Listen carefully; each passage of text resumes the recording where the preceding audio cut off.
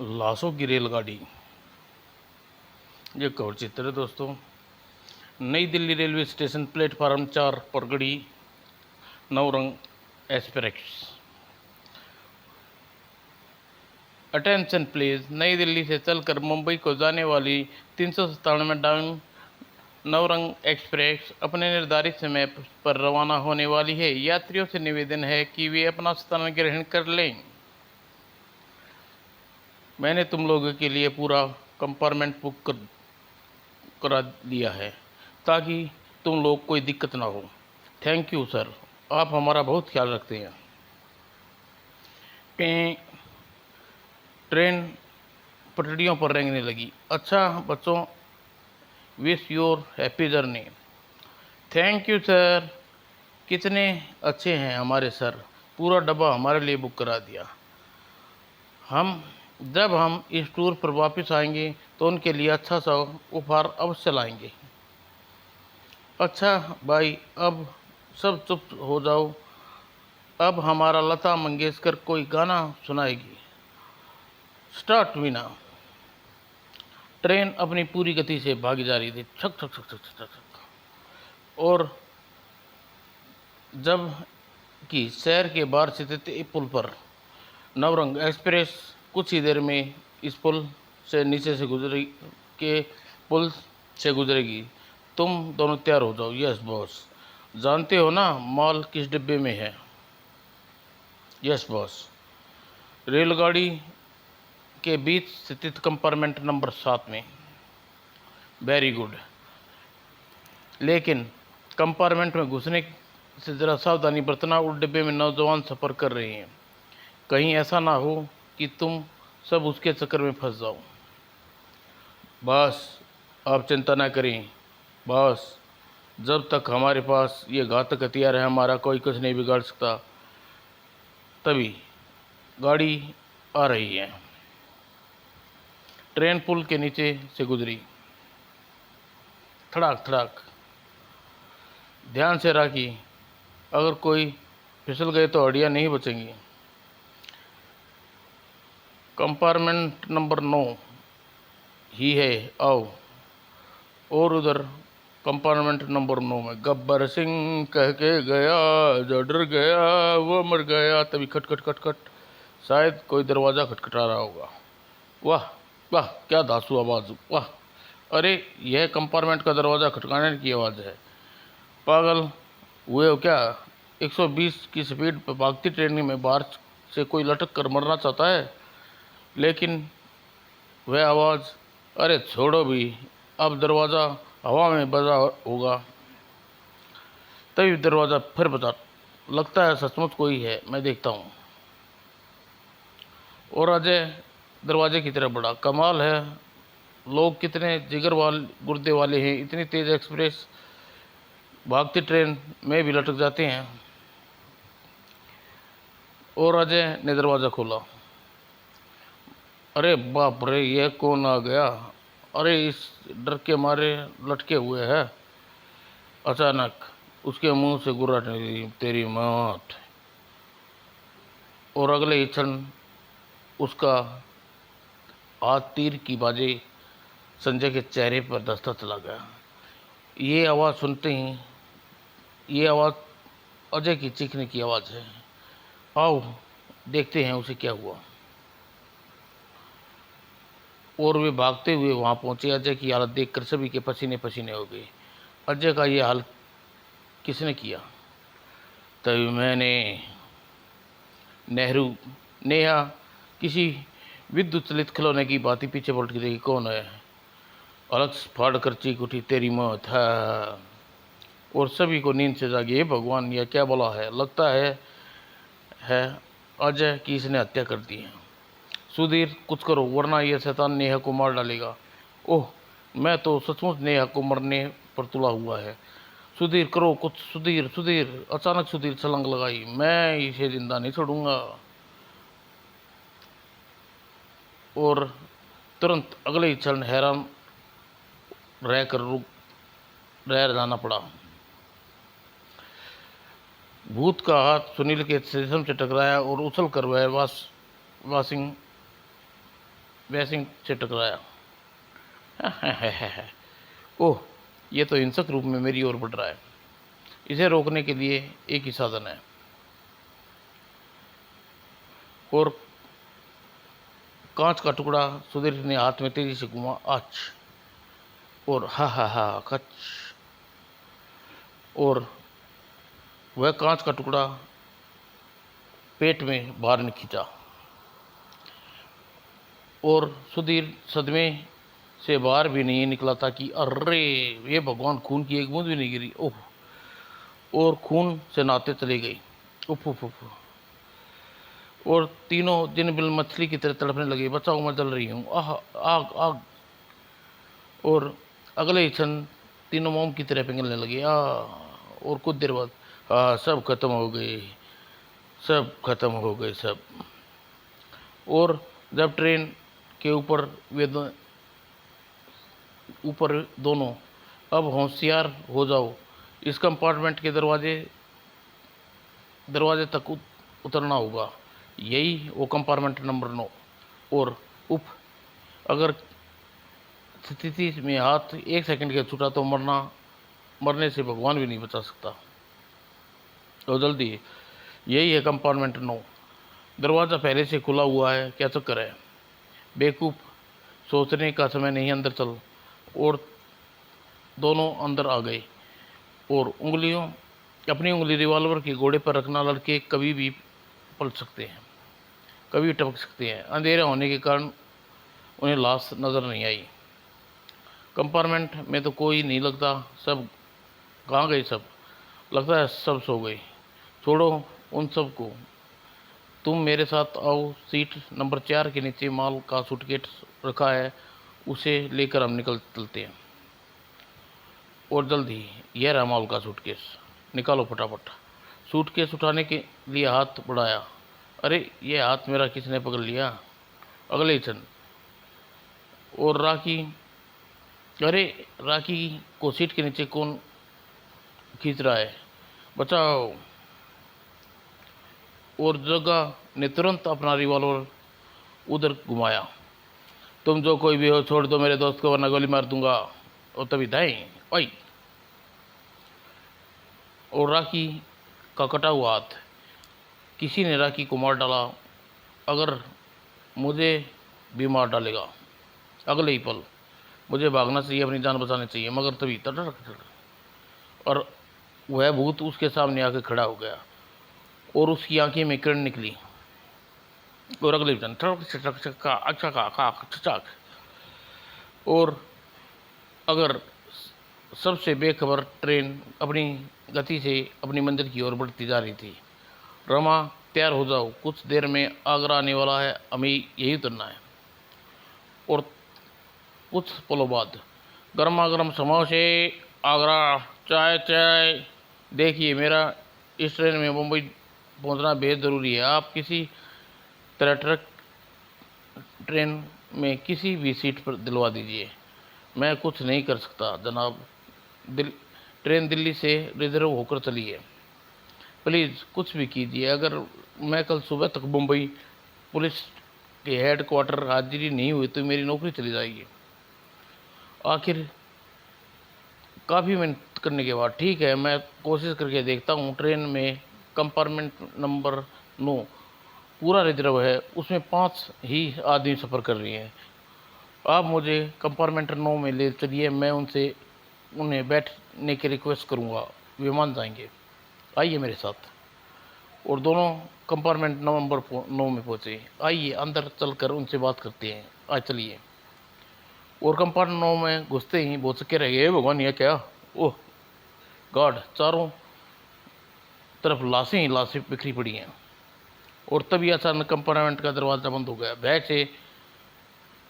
दोनों भय से आश्चर्य से उछल पड़े। यह गेट किसने बंद किया? इंस्पेक्टर, यह तो सब क्या हो रहा है? मेरी खोपड़ी चकरा रही है। और तो है। अगले क्षण वह साया दोनों के सामने प्रकट हुआ। कौन हो तुम? इन लोगों को किसने मारा? ओह, ज़रूर इसने ही इन लोगों का कत्ल किया है। और जो भी हो मिस्टर, पहले अपने हाथ ऊपर कर लो और अपनी शक्ल दिखाओ। और हाँ, हैट हटाकर तुम अपनी शक्ल दिखानी पड़ेगी। और उसने हैट सिर से हटा दिया है। ये देखो मेरी शक्ल, ये भगवान, भागो इंस्पेक्टर, ये तो भूत है। हाँ, तुम अब कहीं नहीं भाग सकते। नहीं नहीं, मुझे मत मारो। भयभीत इंस्पेक्टर ने भूत को फायरिंग कर दी। और इंस्पेक्टर, शायद तुम नहीं जानते कि मुझ पर गोलियां असर नहीं करेंगी। और दूसरे पर भूत ने लपक कर इंस्पेक्टर की गर्दन पकड़ी, बचाओ। और इंस्पेक्टर हवा में नचाया और छोड़ दिया। अब आए, अब मैं क्या करूं? तड़ाक। भूत से बचने के लिए टीटी टिकट निरीक्षण कंपार्टमेंट में भागा। फिर अरे, मैं मर गया तो कोई मुझे बचाओ, भूत भूत भूत। लेकिन तुम बचकर नहीं जा सकते, नहीं। आह। और उधर इंस्पेक्टर अपने आप को संभाला। और फिर जैसे ही वह उठकर खड़ा हुआ, हा हा हा हा हा, अब तू भी मरने के लिए तैयार हो जा। और कभी ने शैतान, मरेगा तो तू। इंस्पेक्टर ने भूत का इंस्पेक्टर ने भूत के मुंह पर घुसा मारा और इंस्पेक्टर का हाथ पकड़ लिया। ई। और हत्यारे ने भूत ने इंस्पेक्टर का हाथ चबा दिया और इंस्पेक्टर चीखता हुआ दरवाजे की तरफ भागा, बचाओ बचाओ। और तुरंत हा हा हा हा, और कड़ाक, हा हा, सब मरेंगे। जो कोई भी डब्बे में आएगा वो मेरे हाथों मरेगा, हा हा हा।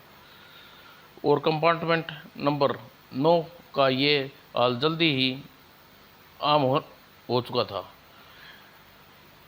एक सूचना, आवश्यक सूचना, दिल्ली से चल रही मुंबई जाने वाली नवरंग एक्सप्रेस विशेष कारणों से आगरा स्टेशन पर रद्द की जा रही है।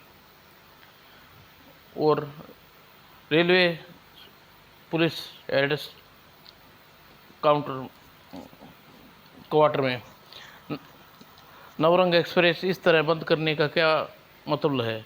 मतलब साफ है, रेलवे उस गाड़ी भूतवा हो चुकी है। अब नवरंग एक्सप्रेस इस 5 घटनाएं घट चुकी हैं।